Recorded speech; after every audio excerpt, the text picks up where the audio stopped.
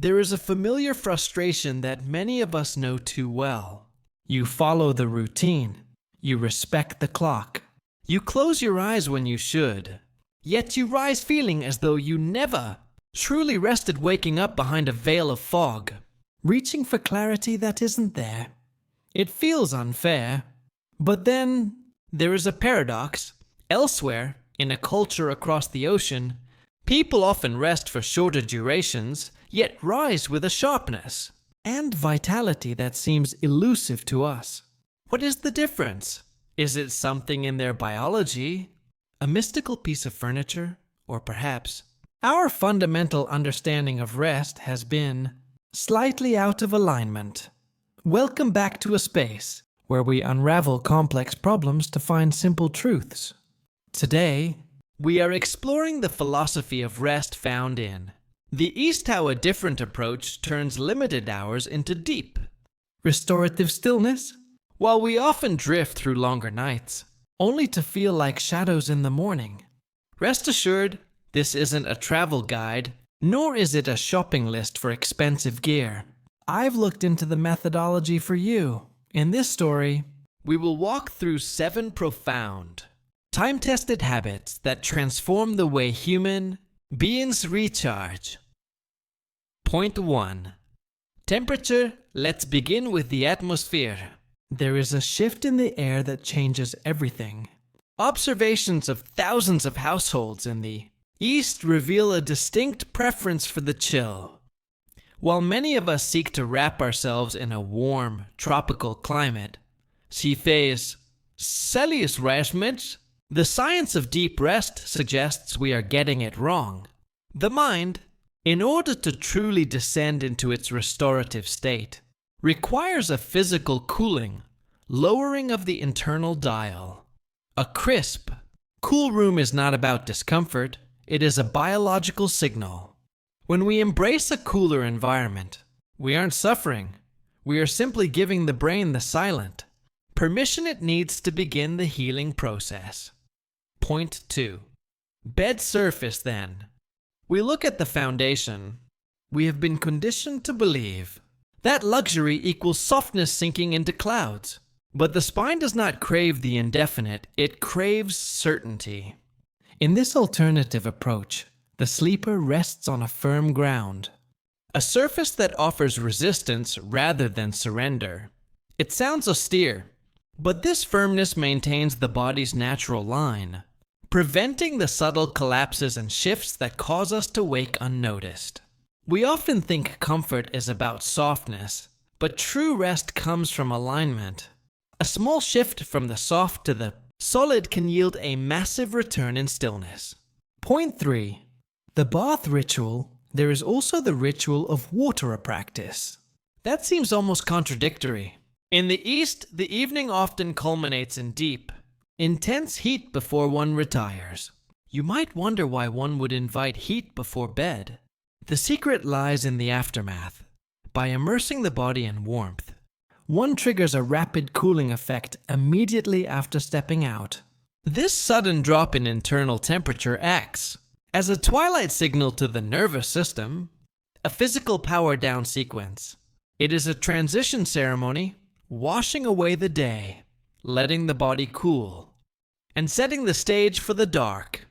No entertainment required, just the soak, the release, and the reset.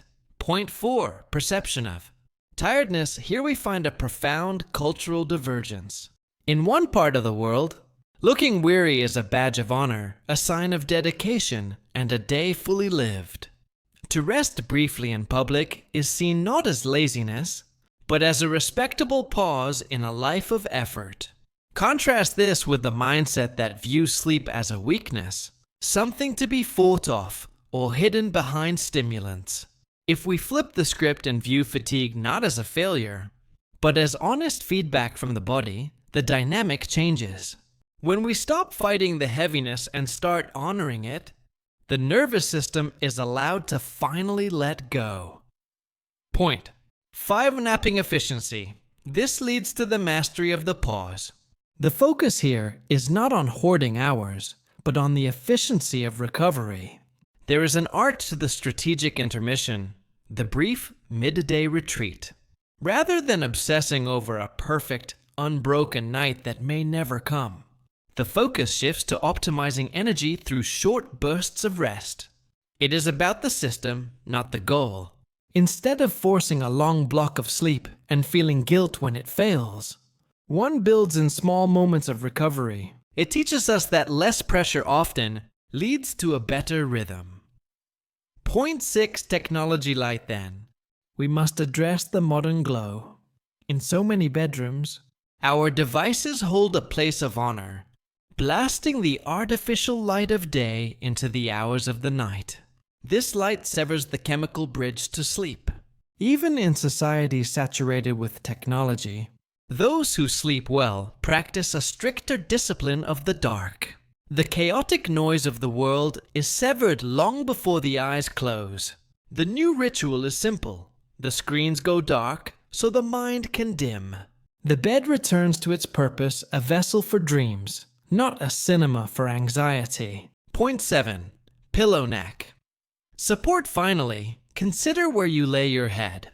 We rarely think of the humble pillow, yet we spend a third of our lives with it, the common. Soft cushions often force the neck into angles that fight gravity all night long. The traditional Eastern approach uses natural materials that shift and lock to support the neck's natural curve rather than bowing under the weight of the head. It is about filling the void between the body and the mattress. When the structure is supported, the pain vanishes, and the sleeper wakes without the burden of the night's posture. So, what can we borrow from this culture of rest? It starts with the crisp air of the room. It is the ritual of the hot bath to trigger the cool down. It is the choice of a firmer foundation. It is reframing tiredness as a signal to be respected, not a flaw to be fixed. It is the strategic pause during the day, the boundary set against the digital light, and the support that cradles the neck. These are not radical overhauls of your existence. They are subtle shifts in the narrative of your night. And the result? A depth of rest that allows for clearer thinking and a sharper life. Because ultimately, sleeping well isn't just about feeling rested. It is about being ready. We believe in making the complex feel simple. Now, the story turns to you. Which of these threads will you weave into your routine tonight? It'll be reading the thoughts you share. And if this perspective resonated with you, pass it along to someone who is ready to finally truly wake up. Use arrow up and arrow down to select a turn. Enter to jump to it and escape to return to the chat.